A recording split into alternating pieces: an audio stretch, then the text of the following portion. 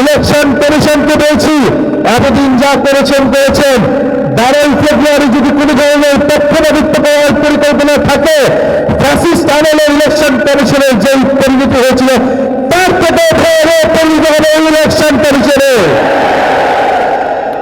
আমরা প্রশাসনের ভাইদেরকে বলছি, পুলিশ সেনাবাহিনী ভাইদেরকে বলছি, আমলাদেরকে বলছি, আপনারা আমাদের ভাই, আপনারা এই দেশের মেধাবী সন্তান, আপনাদের উপর দেশের আমানত গুরু দায়িত্ব আপনারা পালন করবেন। আগামী 12 ফেব্রুয়ারি আমরা সামনের দিকে আগাতে চাই, ফ্যাসিস্ট আমল থেকে আমরা সামনের দিকে আগাতে চাই।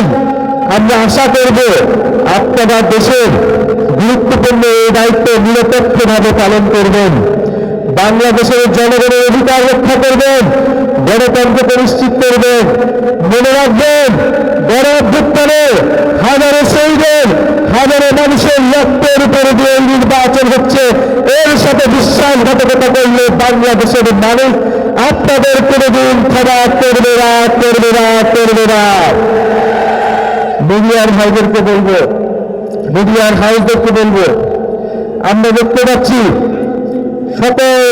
প্রায় সকল প্রাইভেট বেসরকারি মিডিয়াতে বিজ্ঞাপন হচ্ছে, ভোট দেবেন কিসে, তো বেসরকারি আপনারা বেসরকারি প্রাইভেট কোম্পানি আপনারা টাকার বিনিময়ে বিজ্ঞাপন দিতে পারেন, কিন্তু আপনাদের ভাবা উচিত এটা আপনাদের কাজটা কতটুকু নৈতিক হচ্ছে। বিজ্ঞাপন লাগলে আমরাও দিই, আমাদের বিজ্ঞাপনটা আপনারা নিচ্ছেন না। কত টাকা লাগে? জনগণ ইনশাল্লাহ আমাদের পক্ষেও সেই টাকা আপনাদেরকে দিবে।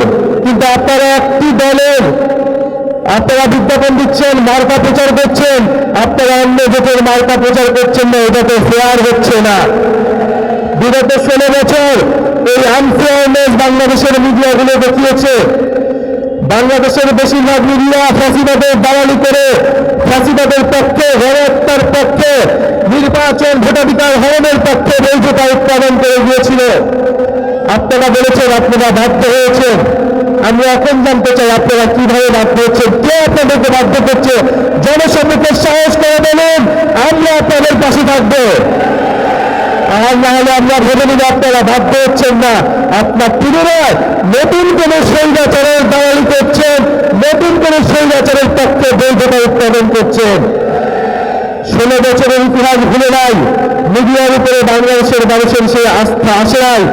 আবারও যদি এই একই কাজ করেন আপনারা, 12 ফেব্রুয়ারি কিন্তু বাংলাদেশের জনগণ সেইটা এই দালাল মিডিয়ার বিতর্কে ইনশাল্লাহ রায় দেবে।